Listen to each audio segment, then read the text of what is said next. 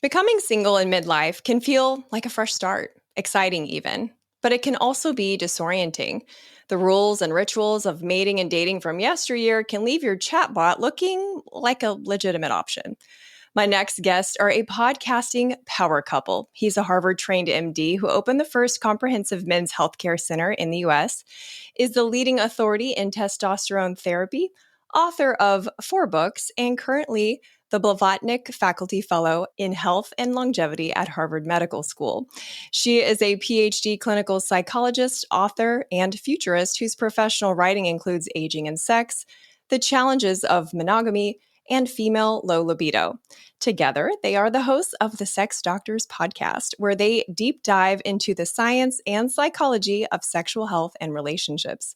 Today, they're going to use their professional superpowers and personal insights to bring clarity to the muddy waters of love in midlife as we ask the question, where have all the good men and women gone? This is the Curious Introvert podcast with me, Meredith. Around here, we explore taboo questions and societal blind spots. My mission, and yours, if you choose to accept it, is to inspire curiosity by exploring the nuance and paradox of our world. Please help me welcome expert super duo and sexual diplomats, Doctors Abe Morgentaler and Marianne Brandon. Thanks for being here. Great to be with you. We're so happy to be here. I am so happy to have you. You guys are just, first of all, freaking adorable. Am I allowed to say that? Well, my wife is for sure. Well, I could just feel the love radiating between the two of you. And that's why I'm so excited to talk to you about all things dating in midlife. We're going to talk about power dynamics, tech, cheating, porn, all the things. But first, you have been married 6 years, but you were together for 10. So that still puts you kind of in midlife when you were singling and mingling. What were your biggest complaints while you were dating? I would say it really is difficult to find someone that you feel like you're a good match with. At this point, we kind of analyze it. Midlife, we've kind of gotten to know ourselves so well that a lot of variables are really important. That's just true. And they don't feel very expendable. You can't, if you've got 6 important variables, it's hard to let any of them go and say, okay, I'm going to make do with 5. So that makes us pickier, which makes the whole process more complicated. So that's what I would say. What about you, Abe? I'd been single for about 20 years before Marianne and I got together. It was a long time. A couple of my friends, of course, had become single in the meantime. And I remember I had one friend who had a list of priorities for himself about what he was looking for in a woman. And I was so impressed with that because my experience was it was just hard to find a good woman. One of the issues I think that people have is how do you meet people? We may have these ideas about what exactly it is we're looking for, but the number of people that we run into in daily life is limited. Maybe you go on websites, maybe you have friends or family that try and set you up, but that's still a limited number of people. And I would say also is that it's very different in the modern urban world where I've lived. Your family connections are distant. I worked in a place that was different from where I grew up. So that my social circle, nobody knew my family or me. So it's all kind of people that you know as adults. And it's a different kind of situation. I think what you're getting at is kind of the paradox of choice, right? In a rural community, for example, you know your neighbors. And so if you were, a dirty dog, everyone knew about it. Oh, he's such a player.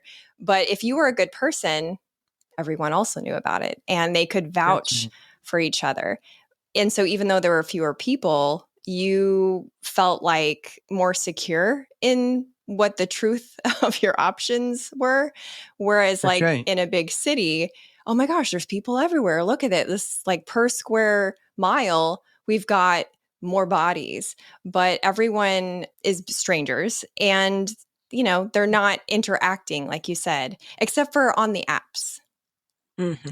That's right. And so if you meet somebody through an app or somebody sets you up, whatever, but especially with the apps, you know nothing about that person except for what they present to you when you meet, right? You don't know their history. You don't know where they come from. You don't know what they were like in high school or any of those things. You ask them what they're into and it's whatever they tell you. So it's an interesting thing where it takes a while to build up trust. And it's just different. And this is one of the consequences of living in today's world. One of my listeners sent in a question about apps since we're on that topic. She says, why is it almost without fail in every dating app I've ever been in, the men engage briefly and then ask for nude pictures? Dating apps seem to be just for facilitating hookups, not real relationships or friendships. It's very disheartening. Oh my goodness. Absolutely. So this psychology of the dick pic is something that I have looked into because, it's hard to really, why would they do something they know that most women are going to get turned off by? Thank you. Yeah. Great question. But I think I have the Wait, answer. they are? Cancel your Oh my 2 God, o'clock. I wish I'd known earlier. So I will say what I think, but I'll be interested to hear what Abe thinks. But I have come to the belief that guys do that because they're going to get a quick read on a woman and how sexually, maybe you use the word adventurous or open she would be. And if that sort of sexual relationship is front and center for him, he's going to weed out women real fast if he sends a dick pic. That you look confused. Does that seem strange to you? Okay, it does. Only because I get what you're saying from a primal level, but I also have heard men complain about the batting average game. They say, well, women are behaving more like men on these dating apps, and so the rejection is higher. And it's okay, you can't complain about rejection rates and send dick pics. If you know that most women are going to be disgusted by a picture of your penis, then wouldn't you be incentivized to have better behavior? I don't want to hold tight to this opinion because that's all it is, but it would seem to be no if they're looking to be efficient in their dating. If they're looking for efficiency, they can rule women out like that based on how they respond to the dick pic. So that's my guess. What do you think? Well, it also has to do with what the guy is looking for. The question is, do you want to have sex or are you looking for somebody who's a potential partner? And they're not the same, right? They're not the same. And so, there's a lot of men who, and first of all, not all men are sending dick pics, right? And if the theme of this is we're all the good men, they're probably not the ones sending the dick pics. I mean, you could just start there, right? Let's just exclude them and we'll move on. But, but people are lonely. They want partners. And people are willing to put up with, I'd say women more than men, willing to put up with some stuff in order to get connected or feel connected or at least feel like they're going out and doing something and they're in the game. And otherwise, the dick pics would be shut down immediately. What do you think? I don't know, because I'm happily married for one. And for two, I didn't ever date in a world that had apps. I remember the first time I met someone that said they met on eharmony.com. I was like, whoa, that is edgy. So I am really not a good sample of all of this. But when I think about complaints from people who are single, one of the other complaints that I hear is about the lack of conversational reciprocity. And I am wondering if the apps being the primary meeting up place for those initial conversations is contributing to that, because an app is usually a form of entertainment. And so an entertainment is not a two-way street. It's a one-way street. You're extracting your entertainment. So I'm wondering if people who are really wanting deeper relationships than that typically come with dick pics, should they just not use the apps? I think that they can use the apps, but I would avoid the dick pic guys.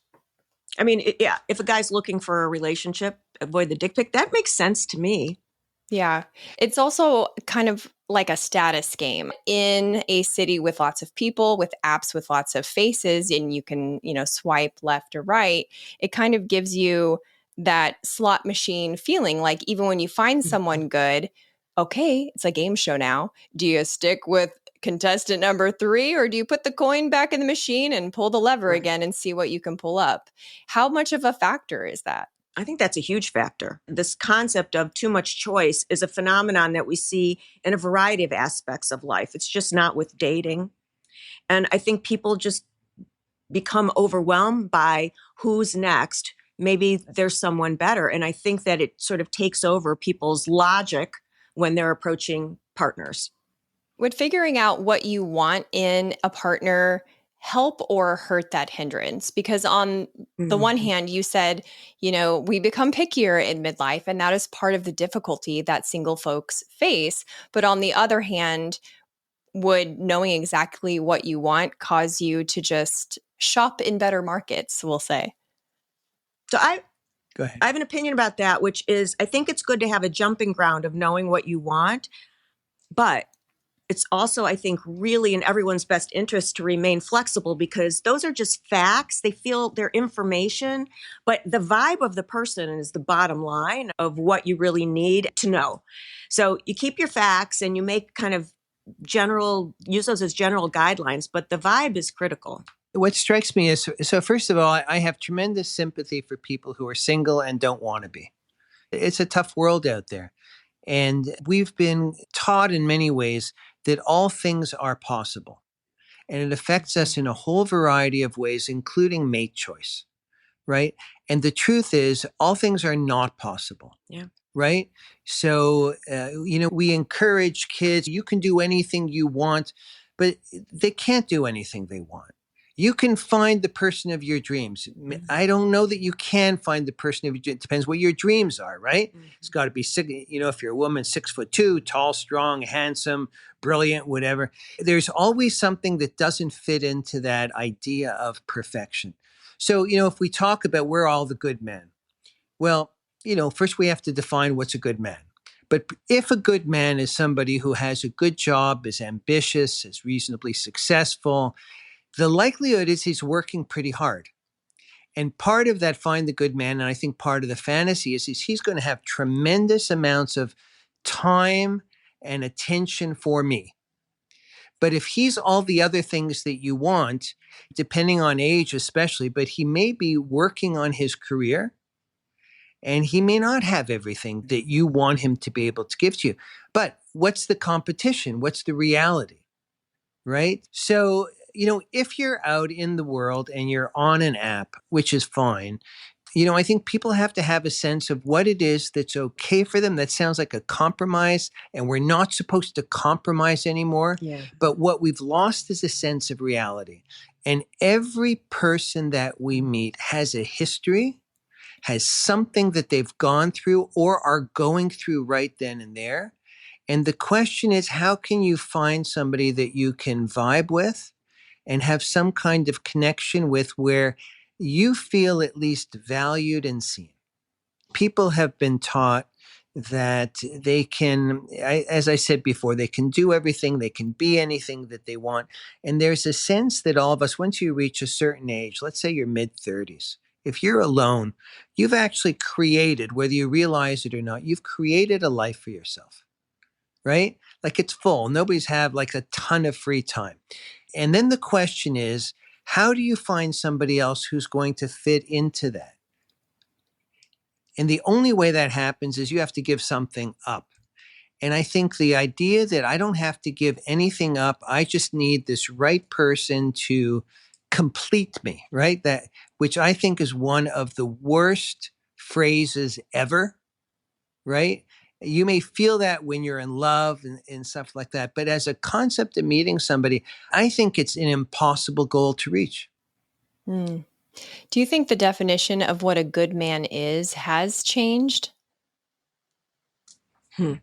I would say not really in truth, but it has in people's minds. Like the concept is a good man is sensitive and whatever, similar to that, vulnerable. But I think the reality is what we feel is a good man or a good woman, that's a gut reaction. And that's, in my opinion, baked into our DNA. And that doesn't adopt to a cultural trend of 10 years or 20 years. It's important for people to remember that those apps are algorithms. The intention is to keep you coming back, not gratify you. If the apps gratify you with the right person, you're done with the app. That's not the goal of the people making the app. So you got to keep that in mind. And I always encourage people, you got to get into the world. You got to meet people because of that vibe. You're only going to feel it really when you're with them in person. But keep in mind, the app isn't necessarily on your side in the way you think it is. That is such a freaking good point, because we still have cave people brains, and like we always forget about the biological component of, well, what becomes an evolutionary mismatch, right? Like we're living in this modern society, swipe, swipe, swipe, but we still, have all these we've got ancient software that we're working with. We do. Yeah. And, I was in preparation for this conversation, I was listening to some other podcasts about relationships, and somewhere along the way, they were talking about how when in the old days, you would go out to meet people, right? Let's say it's a Friday night, and you'd, put on a good shirt and you'd go out and, you'd do your best to mingle and meet someone. If it didn't work, you probably ran into some of your friends who were also out ready to mingle. And it was still a great night. But instead, we're at home on our sofa, swiping, swiping, swiping. And so I wonder if the app not only keeps us on the app, but it magnifies the disappointment and makes us feel like, oh, we are the problem. We're the failure. When in reality, our old-timey software is really meant to go out and find the consolation prize of platonic friendship or a funny memory. That's brilliant.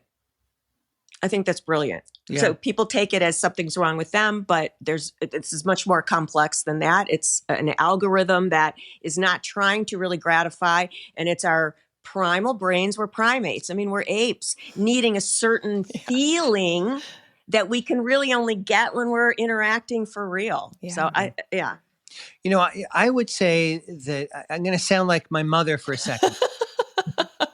Should we call her real quick? Get her on the line.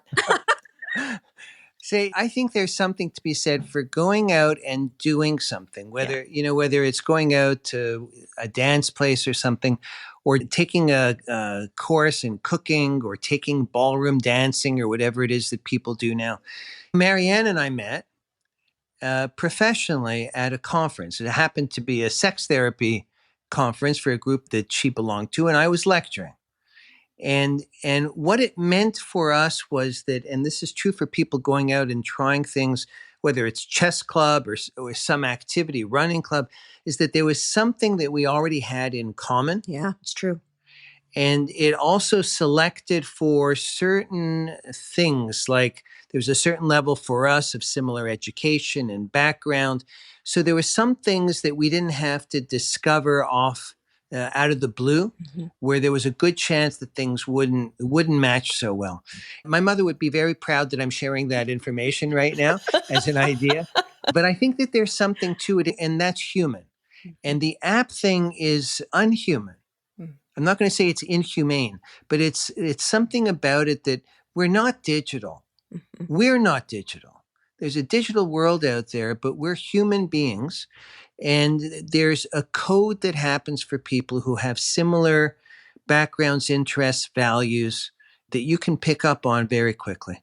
That's really brilliant, Abe, because that not only speaks to your mother, it also speaks to to the whole, like, what swimming hole are you going to? Or what, watering hole, not swimming hole, watering hole are you going to? Because if you are someone... Well, you could meet somebody at a swimming hole. That might be good. You could. That is true. Your local YMCA. If you're someone who really values nature and being outside and, exploring your town and hiking or something, then if you went on an app, okay, so you're like a dual citizen, like you have an identity in, this country and that country. You have an analog identity and a digital identity. So then you're meeting someone who is online that may reflect their citizenship. Then you get together and then you're mad that they play video games all the time. Well, maybe you'd be better off going to a hiking meetup and hiking with strangers than trying to meet strangers on an app. So that's Yeah. an interesting like priority list. Like when I talk to people who are especially single in midlife, they're like, what do I do? What do I do? Maybe start with like, what do you love to spend your time with most, would you say? And then, go that direction. I absolutely would, unless what you like to spend your time with most tends not to involve the gender that you're looking to date. Okay, good point. This is why the two of you are such a good duo right here. Okay, so let's go back to has the standard for good men changed? We heard from you, Marianne. Abe, do you feel like the definition of what makes a good man has changed in the past 20, 30 years? I think it's okay, but I think that the standard may be the same. But listen, life has changed a lot over the last 20 years. I have tremendous compassion for men. I'm on that team. But there have been so many mixed signals that have happened for men over the last 20 plus years. This idea that men have lower EQ, emotional IQ, if you will, than women, as if this is a failing of men, is really problematic. So men have strengths, and those strengths are different than those of women. Men and women clearly have equal value. They should have equal rights, equal protections under the law. But the idea that men and women are identical is BS. It's not biologically true. It's not socially true. And so women are clearly, more verbal at younger ages. They think through things much better than men. Marianne and I talk, and Marianne has her theory that has worked for us, where the guy needs to be about 10 years older than the woman, that there's some perfect thing. We're about 9.5 years different. It's working out great. Now that difference may be, the number of years may be different at different ages.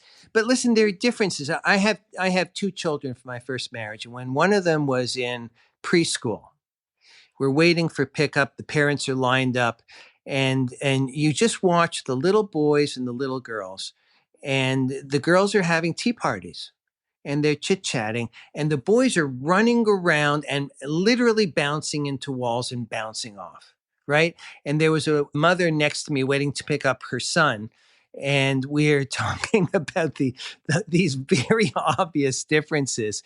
And she says, I guess it's the testosterone. And now what's funny about that is testosterone is like mother's milk to me. That's what I've been researching for whatever.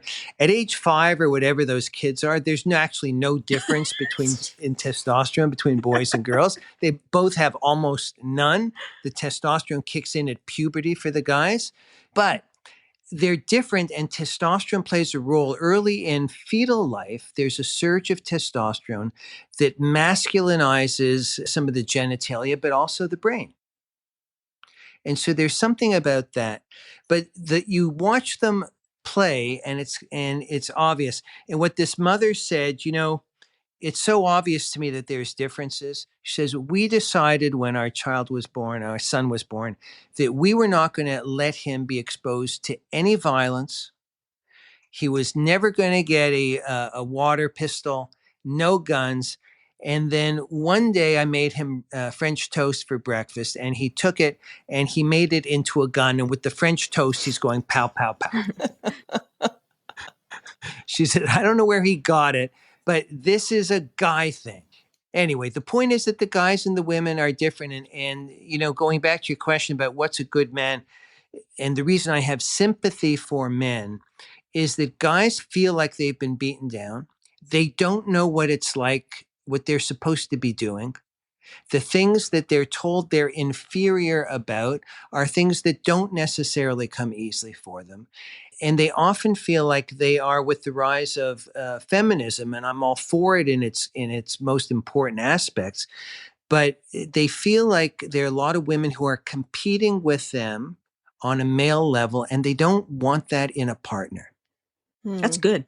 That is what I think women don't appreciate about men, especially good men who are usually in jobs, trying to do whatever they do. Not sending dick pics.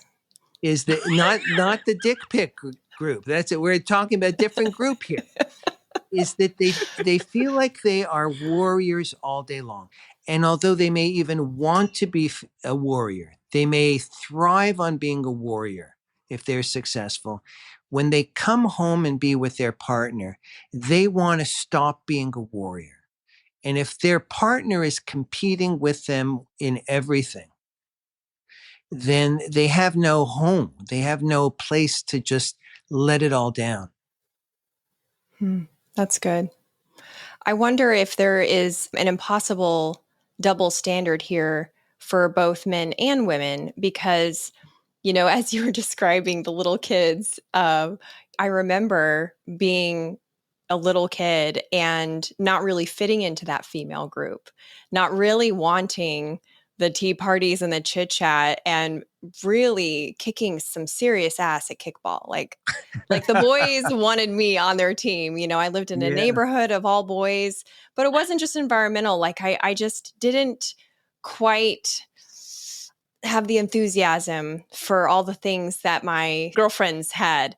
And on the flip side, I'm wondering how many men maybe also experience, a different internal reality on that spectrum, and who maybe they are more in touch with their feelings and they want to do the tea party, Right. Like, although as a woman, I can win either way now, in the 80s, it was a little harder. But like now they're like, oh, she can throw a baseball and she can, I don't know, fill in the blank with something typical, like wear high heels. That's hot. But guys, it's like we want them to be able to express their feelings, but still be able to change the oil. And it's like if the guy is too one way or to the other, then, they're a little disenfranchised. I think that's right. Yeah. Yeah. And we as women will say we want that sensitivity in a guy, right? But something Abe said really struck me, which is he doesn't want to come home and have to compete for, his masculine role. Well, I sure don't want to be competing for his emotionality. Like, I'm the emotional one here. Like, I don't want him coming home being emotional, So it kind of goes, at least for our relationship, both ways. Like, I hold that place and he holds his place. And it's very complimentary for us. So is the key for people dating in midlife to really just be truthful about where they're at, like the geography of their temperament, in order to find that compatibility? Because I'm wondering if that's part of the challenge, is people aren't honest about like let's use a man as an example. If he is like, I really love design and I love, home interiors, and I love women, I'm straight, but I'm not into football. Sorry. Do you want to talk about Shakespeare? We can do that. Is it about that honesty and compatibility? Because I'm wondering if that's where the rub is. So that's a really good question. And I would say that would work as long as whoever that guy is imagining as his partner that he's going for, is that going to be compatible? If we're talking heterosexual, is that going to be compatible for her? So is that also what she's going to want? Because sometimes what people want and who they want to be, they don't work. Yeah. I don't mean to sound like I'm promoting guys being like Cro-Magnon men and dragging their knuckles on the ground. And that's the epitome of maleness.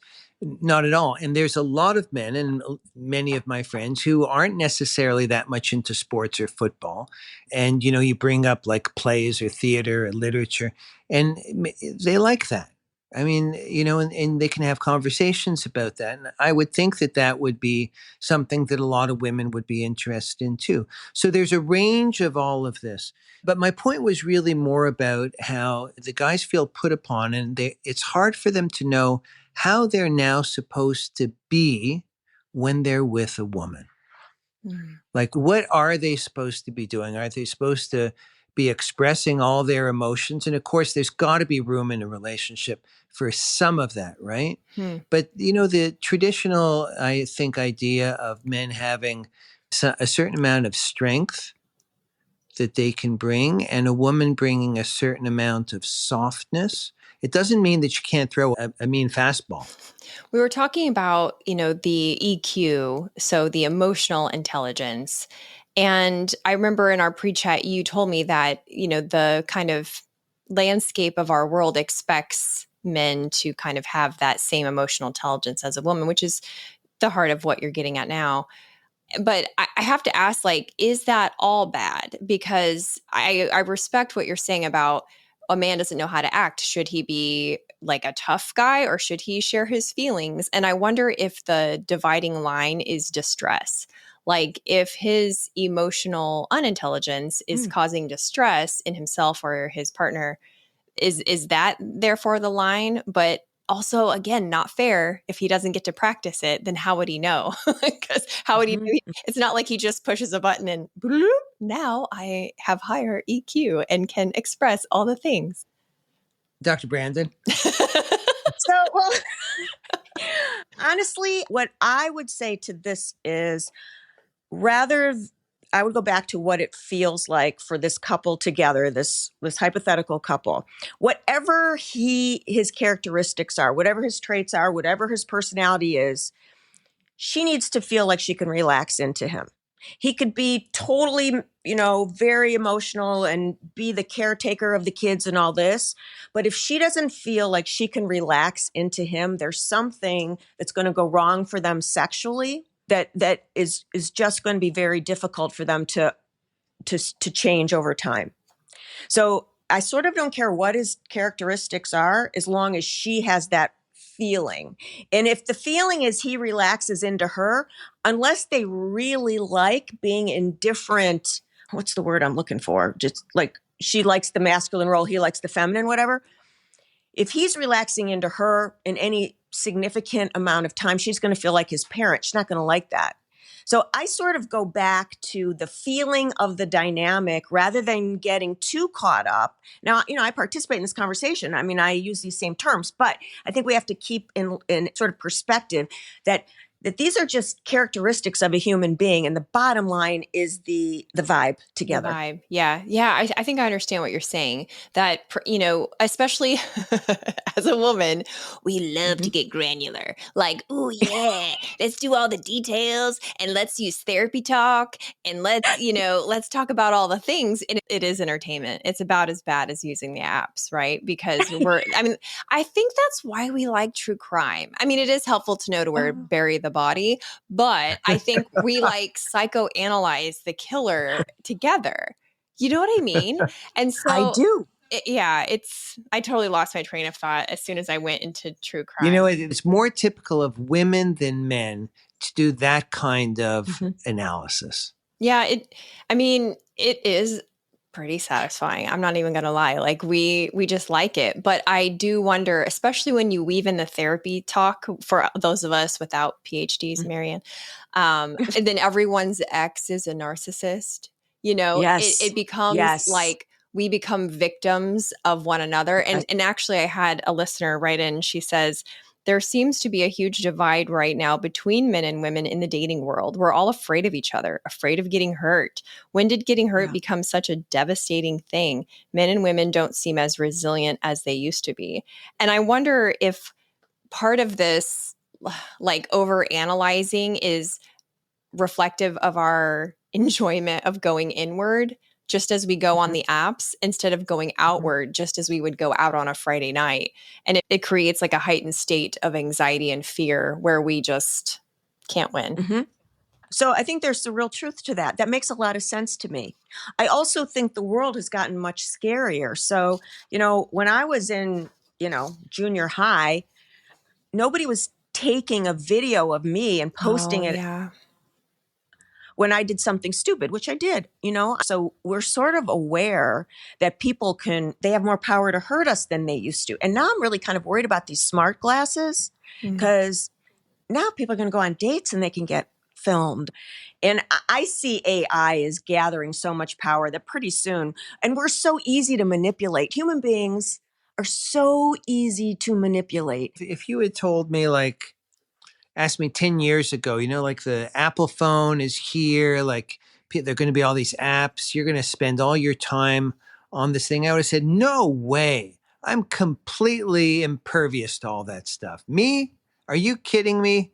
And it's amazing how much time I spend looking at my phone. But it's not that I'm a weak human being. It's that the technology to engage is so powerful. The question is how it affects relationships, how it affects sex and sexuality and intimacy. And it's a whole new world out there now. In fact, that reminds me of something that you said, Abe, in our pre-chat. You said men have many options and they're not all human. Right. Referring, of course, to porn and AI. And, now we have romantic chatbots. The movie Her is real life. Would you recommend that men not engage in those sort of digital outlets if they are trying to actually find human companionship? Listen, this stuff with the AI chatbots, the romantic ones, this is I would say in its infancy now. And whatever it is going to be so much more potent before long. Much of what I know, I learned from Marianne, who's at the forefront of this. She brings me along to these unbelievable events. Marianne took me some years ago, 5-6 years ago, to a conference that blew my mind. She says, I'm going to this thing in Belgium. You need to come accompany me. I can't go alone. It was called The Sex and Love with Robots conference. Did we talk about? I am familiar with that, but I think it's because I was listening to your podcast. And the people who attended that were dead serious. Now, robots, I think the bloom has come off of the robots because the AI, the visual stuff is actually in many ways more potent, and you don't need this bulky thing that really I don't think has evolved that much. But listen, but the other way that I'm exposed is you just scroll on anything on Instagram and you get ads for these different companies where there are these beautiful looking AI imaged females who say, you look lonely. I can fix that. Sign up. I can be whatever you want. Tell me what you want me to do. In these soft, seductive. They look like you, voices. Meredith. They're gorgeous. That's a compliment. Thank you. I think I feel uncomfortable. So, but listen, I think that to deal with a flawless appearance let's call it an entity, it's an algorithm that has no needs of its own and is there to satisfy you and just be there for you. Boy, that's enticing, right? But that sure isn't human. Hey, quick question. You seem like you're enjoying this episode so far, but have you hit the follow button on your podcast player? Take a second to follow the show so you never miss an episode. There's a lot of behind-the-scenes work that happens to bring you quality episodes. So hitting follow lets me know that you're out there listening as I work to keep bringing you the bright, meaningful content you've come to expect. Okay, back to the show. Yeah. And people, I don't know how much time you want to devote to this topic, but people are having less sex and they're reporting more stress, more depression. When people are depressed, when they're stressed, they don't have the energy to go out and meet people. They don't have the energy to take care of a partner's needs. They're sort of just barely keeping their head above water. Like a third of adults will say, on most days, I'm so stressed, I can't function. That was out of a 2022 Stress in America survey by the American Psychological Association. 46% of people age 35 and younger said that on most days, I'm so stressed, I can't function. If they are so stressed, they can't function, they actually just don't have the energy for a human. And if this gives them some comfort, that's what they're going to do. So, and we also see with some of this tech, like the physiological proof that they're feeling connected, like oxytocin release when watching virtual reality porn, which we never saw when people were watching 2D porn on their phone. There wasn't a release of a cuddle hormone, a love hormone at that time, right? There's a study of a sperm bank, and I think it's in Amsterdam, a sperm bank. So they have sperm donors. And what they found, and published this in academic journal, is when their guys masturbated and gave a sample using VR porn, it was a better sample. It was more concentrated sperm than 2D porn. So see, we've got physiological, right? Isn't that right? That's right. And so here's Here's where I am particularly worried, just to kind of sum it up, is we are adults, we have choices in what we're going to participate, and we can find people that want to participate at the level we do. But we're also training adolescents on this stuff. So adolescents have neuroplastic brains. That means their brains are forming based on their experience. Adolescents watch cartoon porn. They don't watch human porn. They read cartoon romance novels, not humans anymore. So their brains are forming on this stuff. So even if we can maintain appropriate boundaries with tech for the rest of our lives, I actually don't feel as confident for kids. Yeah. Because they're having experience with tech before they have any kiss with a human, or like they're not even dating. Yeah, I wonder if it was the same study. It was a 2022 study done in part with the Kinsey Institute saying 1 in 4 Gen Z adults have never had partnered sex. Right. 1 in 4. And I know we're talking about dating in midlife, but you know, we're all connected. So it's kind of hard to escape that. When we talk about, you know, okay, the what now, you know, because all of this information is true and we live in a yes and society, right? And so the yes and of this much of our conversation thus far is yes, porn, yes, stress, yes, gender expectations, and what do we do? And so I wanted to ask you how you suggest people in their day-to-day, what do you think that they can do to keep, for one, their conversation skills sharp, their emotional intelligence authentic to them, right? Not fake therapy speak, not mimetics. But how do you do that in a world where everyone's looking down at their phone? Yeah. Any suggestions? I think it's very simple and very unsatisfying at the same time. You know, which is everybody knows they got to get out. They got to chat up someone at the grocery store, chat up someone at the coffee shop. That's what you got to do to achieve what you're suggesting. That's what I think. What do you think? So, you know, the easiest thing is to be home and put on TV or look at your device and doom scroll or whatever it is you're doing. But I think most people who do it after a while have a certain disgust level with themselves. Like they just know, like, this is the most depressing thing ever, if that's what you're doing. And so you have to get out. And then the challenge is that people, our lives are so fragmented. There's so many people who are alone and feel alone that they don't have an automatic friend to go out with and to hang out. And so what do? It's almost the same advice I gave about my mother. You know, it's not only about romance, it's about finding meaning in your own life and trying to have some of that meaning be with other human beings. As flawed as humans are, we are social beings. One of the worst, it's considered a form of torture really, is people in the prison system get put into isolation. They can go psychotic. It's not the milk of human kindness because it's not always kind, but we need the give and take of human interaction, of conversation, of being in the same place with people. And so, like, get involved in the world. Get involved and get out of your own head and out of your own world.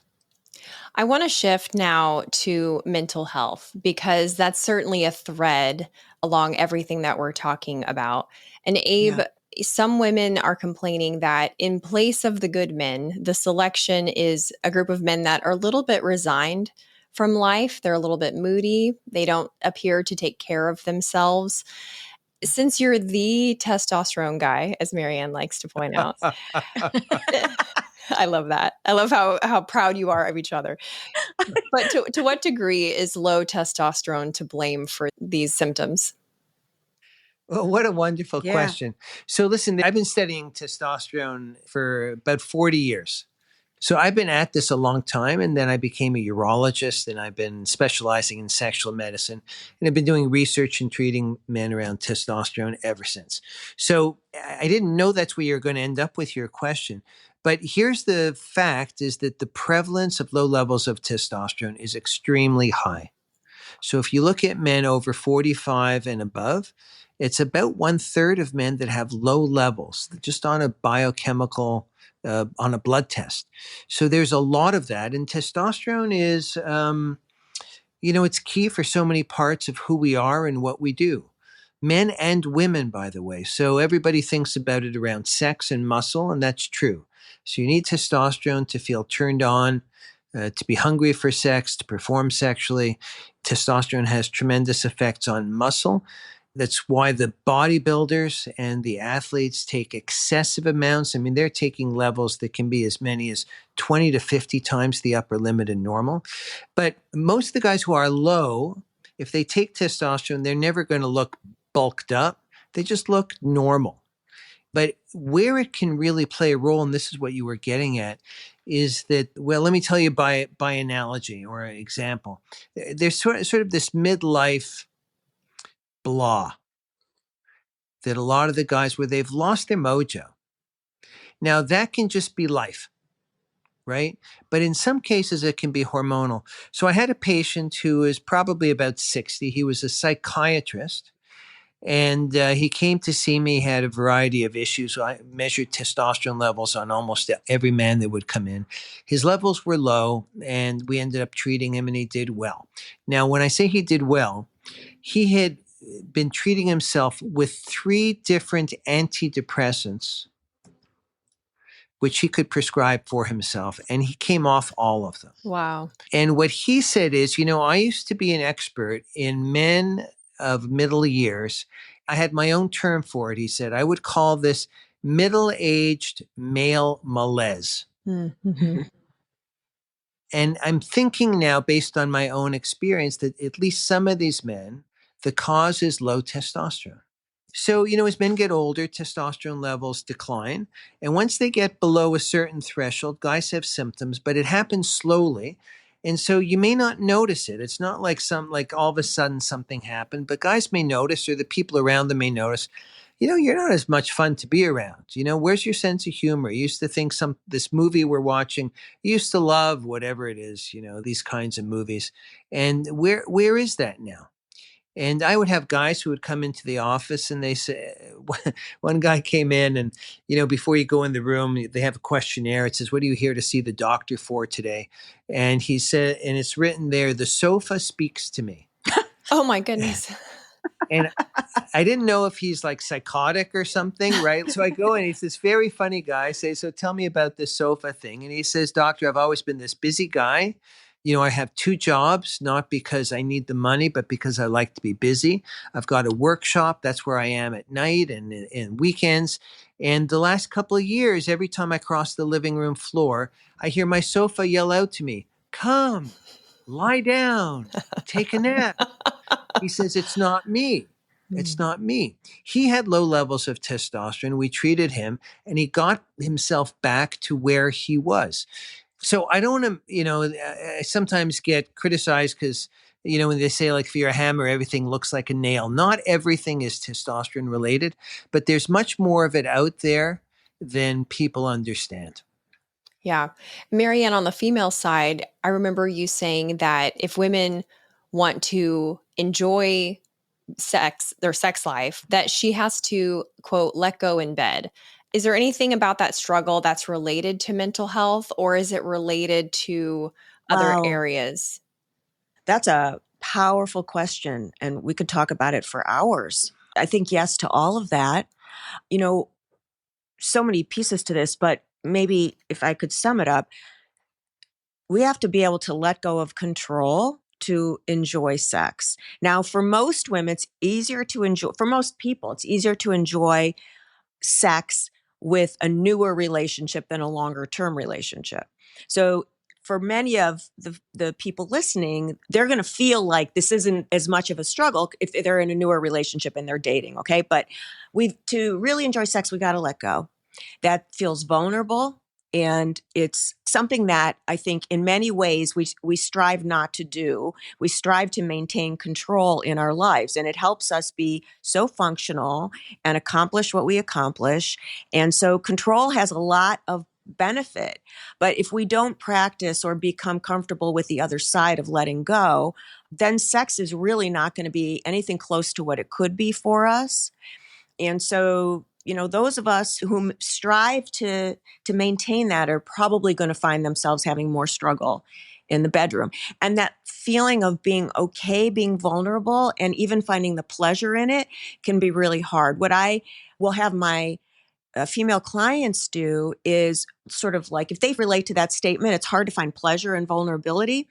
I'll have them lock themselves like in their bedroom and practice like a yoga hip opener, which is a very exposing yoga posture, and put on some nice music and be alone and see if she can find the pleasure just for herself and that level of letting go and opening. Because if she's not there with herself, it's going to be next to impossible for her to find that with a partner. So like I encourage them to give themselves some space and time to cultivate this part of themselves, because we've really pushed that away from women. We've discouraged women from enjoying that vulnerability. We've scared women with it. And there's very good reason. Vulnerable sexually means you're potentially more likely to get raped or harassed and all of that. So it's not like we were coming at this from a wrong place as a society, but we can't forget that if she really wants to enjoy sex over the course of her life, she needs this other skill too. And that's what worries me, like in the ways that we parent little girls, like we're saying, be fierce, be fierce. Well, that's great. But that doesn't mean forget vulnerability, because if that's the case, she's not learning any life skills to be in a relationship. I love that you said vulnerability is a skill, because why have I never thought of that before? Like, oh yeah, vulnerability is a skill. We think of vulnerability as a default because when we're born, we're like naked and squishy, and that's vulnerable. It's like some sort of, but don't worry, you'll grow out of it. But we never look at vulnerability as an opportunity. I love that. Oh, I love that. Thank you. On that same topic, I want to ask you about what Emily Nagoski, the author, describes as brakes and accelerators, kind of using like a car analogy. Is it true that women just have more triggers for their brakes to get pushed than men, and that becomes like a dating problem because all of a sudden women can get what they call the ick because he's breathing loud or something? Yeah. So yes, all that is true. There are little different topics that you're kind of merging into one, but both are true. Like, for example, women will say, I can't have sex if the kids are in the house. Okay, that makes sense. But I've never heard a guy say that. I've never once heard a man say, I can't have sex when the kids are in the house. So there's so many of those. I could list 20 of those like this that women have that men don't have. So jumping then to your other, so that's the breaks that you were referring to the other point of women getting triggered, like the ick factor. Absolutely, women have, men have it too, no question, but women have a stronger ick factor. It's actually, we could also call it sexual disgust. We have a stronger disgust response in general in the world, which makes sense from an evolutionary perspective. Is, we're breastfeeding, we're gestating an infant. Like, if we're ingesting, rotten food, we're not going to be very successful at that endeavor. So we have a stronger disgust response to protect babies, whatever. But that plays out in the bedroom too. So she's going to be more likely to say to anal sex, whereas a guy may not. But, that's a generalization, of course. But yeah, so anything that triggers that ick can really be so profound for her that it like turns the whole experience off. It's hard to come back from ick. I feel bad for guys when I hear this conversation. I want to say, nothing. You're perfect. You're perfect. Everything's perfect. I mean, this is a lot to navigate. I can really see why, if people are experiencing higher levels of stress and anxiety, they're just like chucking it in the fuck it bucket, because you know what? We can get some AI chatbot on Friday night and not have to deal with any of this. And so, people are really struggling. We have talked a lot about heterosexual men and women today. Are the gays faring any better? How are they doing? Within every group, there's some people who are doing just fine and some people who are struggling. And who we hear about a lot are the people who are struggling. Oh, okay. Right. So people are always willing to tell you about their problems, but we share less when everything is going just fine. But listen, I think it's hard for everybody. There's a lot that's going on in this world. I would say to you that the hardest things that human beings do is actually relationships. It's just hard. It's so easy to make a misstep, and somebody might chew it the wrong way, and the woman says, I can't stand the way you chew. I mean, I'm using that as a funny example, right? But that happens, right? You hear women who say, I can't stand the way he chews. Yeah. Well, what's the guy going to do? Yeah. What's he going to do, doctor? If she can't stand, well, usually when I hear that in a therapy room, which I hear frequently, that kind of comment, I mean, usually it means there's something deeper going on that's getting expressed that way. Yeah. And it doesn't, so I try to unpack that to the degree that I can. And so whatever disgust is happening or lack of respect, it's getting like articulated in that way. But, when there's a respect problem between a woman and her partner, it doesn't matter how much she loves them. Yeah. Like that just kills it. I have told people that over and over again. I'm like, y'all do not hold grudges. Get your shit figured out, because once you lose respect for your partner and resentment takes its place, you're donezo. You're donezo. Yeah.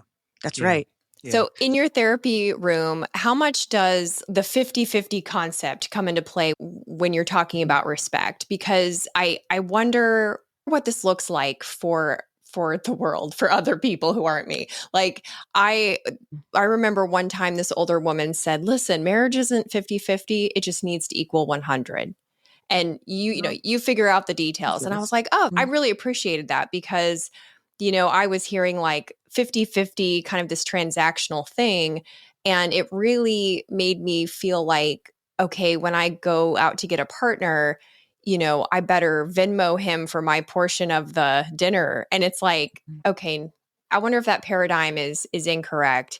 But more importantly, like from your perspective, because you have a broader pool to sample from, how often is that concept an issue? We've taught people they have to have this like completely equal kind of relationship. And I think relationships function better in a much more nuanced way, which is what I think you were saying. Yeah. So I talk to people about having equal respect. That's essential. I mean, equal respect in a relationship is foundational. You're not going to get anywhere if you don't have that.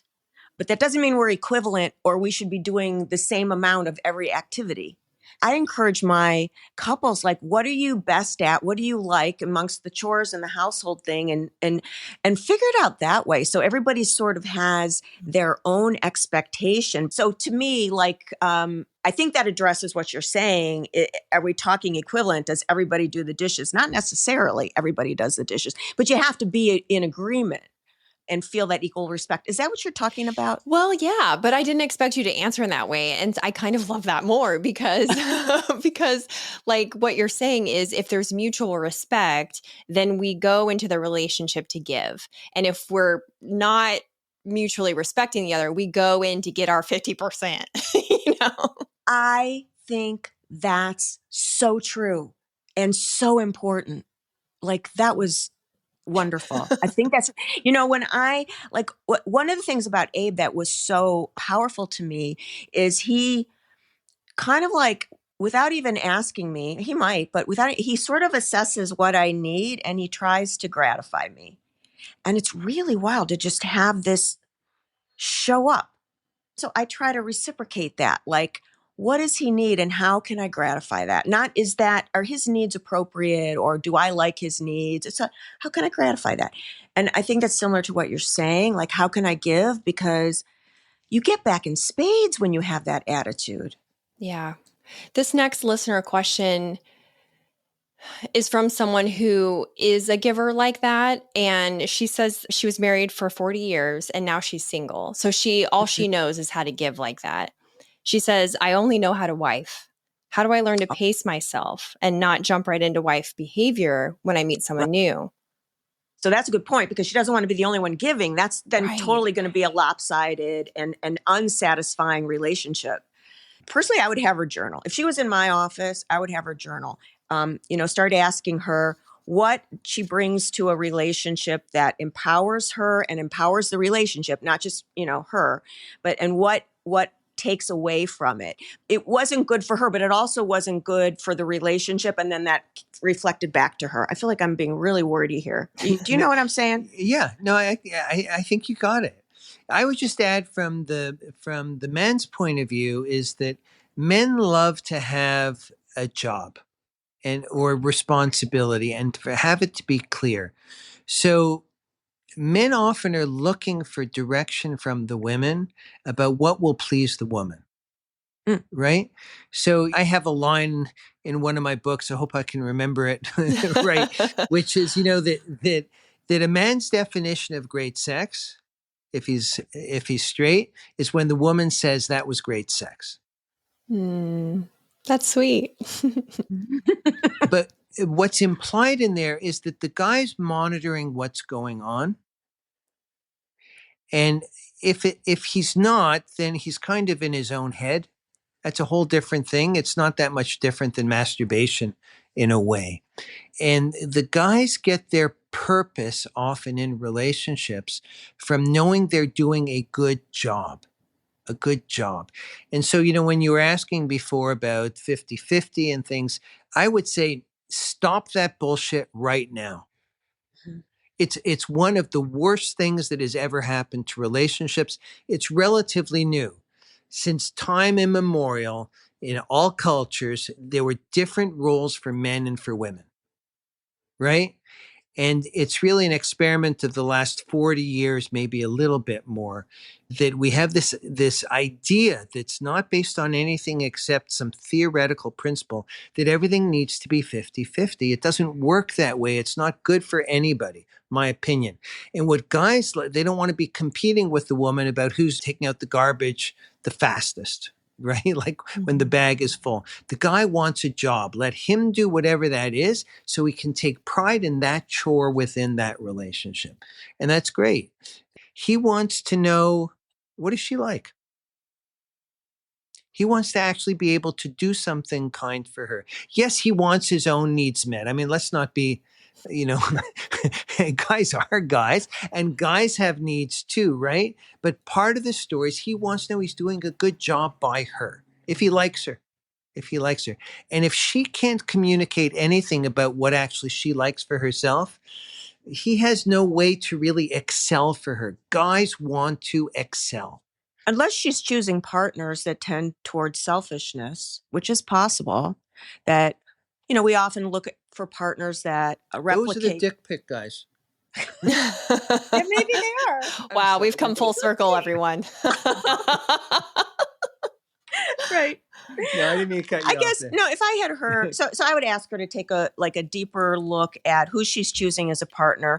We do something called repetition compulsion. So something from our past that didn't go well in a relationship, we keep repeating it in modern day, trying to fix it this time. So we feel compelled to keep doing it till we got it right. And is she stuck in a cycle like that? So I'd ask her to look at the partner choice, but I would also ask her to do a deep dive in her journaling about what she feels like has gone wrong for her in past relationships and why. Try to get as much insight on that as she possibly can. Journaling is the time to put the things on paper that you really don't want to think.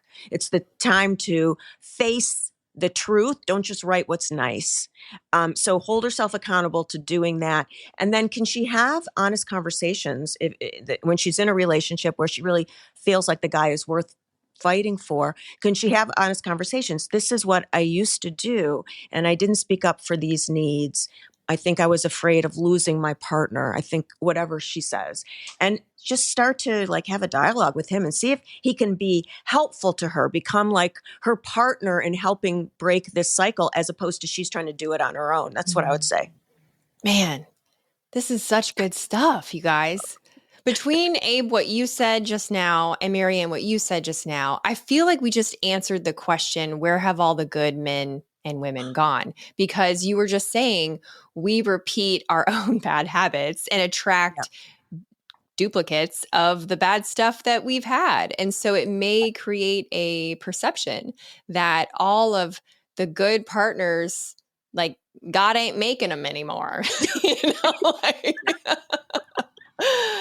You guys are amazing. Thank you so much for this discussion. Please, each of you, shout out the amazing stuff that you have going on, your books, your podcast, all of the things, because when, dear listener, when you go to each of their respective websites, you're like, holy cow, there's so much that y'all are doing to share your insights and to continue your own education. And it's so impressive. So yeah, shout out your things, please. Oh, thank you. So, what's very close to my heart these days is my Psychology Today blog. It's called The Future of Intimacy, because I am very concerned how AI is impacting humanity. If you're a parent of a child or adolescent, I really hope you stay on top of my blog, even though it's not always going to feel relevant, because that's the subset of our population that's going to be most impacted. And parenting around that is critical right now. So that's not the focus of my blog, but I certainly bring that up. So that and our podcast, which is an absolute blast for me. Me too. Get him stuck in a room where I can ask him questions about research is like a blast. But anyway, yeah. So the Sex Doctors podcast is really fun. Yeah. So the website is thesexdoctorspodcast.com. And on my end, I would have people take a look at my last book, which is called The Truth About Men and Sex. It's a different idea about who men really are, basically things that they've shared behind the closed door of the doctor's office. Men are very different than our stereotype of them. And they're often trying to do a great job for their partners, even though it may not always come out the right way, that it may not be received that way. My current work around testosterone, you can find out on my website, which is T4L, stands for Testosterone for Life. So T, the number 4, the letter L, education.com, T4Leducation.com. Thank you all so much. This has been such a blast, and I have a feeling that we will be talking again very soon. I hope so. It was really my pleasure. It was great, Meredith. Yeah. Thanks so much for having us. Thanks for listening. Part of my mission to cultivate curiosity is creating a curious community. And although Facebook is typically the opposite of curious, I'm proud to say my little secret Facebook group is not. There are plenty of opportunities to connect and to weigh in on what you want to hear about next. And I even do occasional giveaways. Search MFR Curious Insiders on Facebook or click the link in the show notes. If you liked this episode, you'll also like the one with the researcher about how your attachment style could be ruining your relationship. That's episode 180. And stay tuned next week when I talk with a holistic dentist about your oral microbiome. Until then, keep it curious.